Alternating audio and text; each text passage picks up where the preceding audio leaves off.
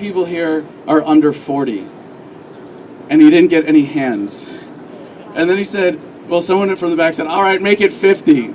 And he got one hand. So we're going to try that in reverse here, because this is a big concern of mine.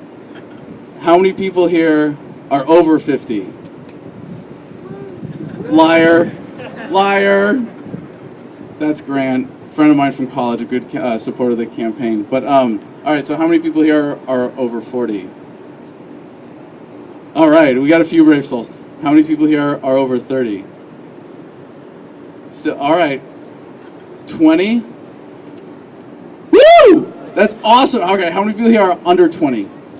That's what I'm talking about right there. Thank you for being here. Thank you for coming out and changing this dynamic in politics, because it's so important that our generation get involved, because we are the ones that grew up. And oh, by the way, I barely qualify here. I'm 27. Sorry.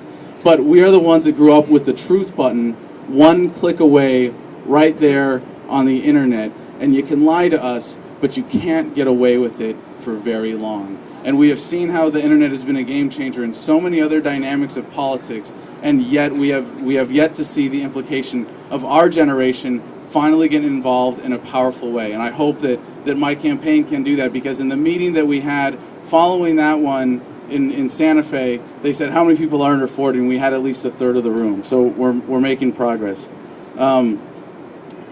Establish a rapport with your audience by demonstrating a shared concern. That's step one. I hope everybody here is concerned about Obamunism. Is that a shared concern? Okay, good. Got that covered.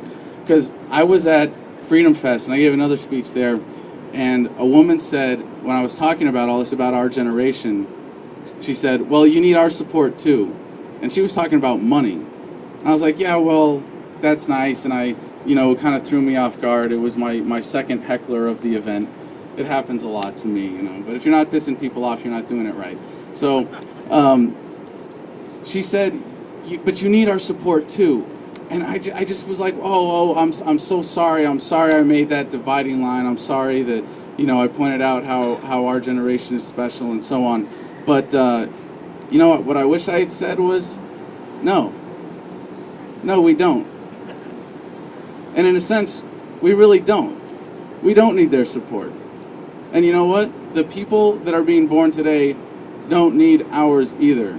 But there is something special about people in this movement who have realized that what we stand for is an idea whose time has come, that it is the inevitable progress of humanity, that what we are on the side here of is progress towards a society of greater love, faith, and respect and liberty between fellow human beings. That's what we're fighting for.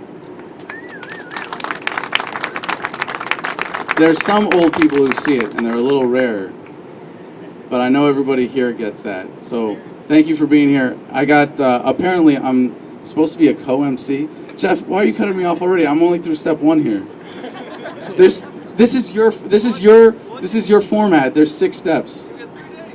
3 days. All right, well, I'll be back. And I got to get one more shameless plug in here. We're hiring for the campaign. If anybody wants to move to Santa Fe, it's beautiful weather, and swear to God you'll love it. So come talk to us, and I'll give you back to Jeff.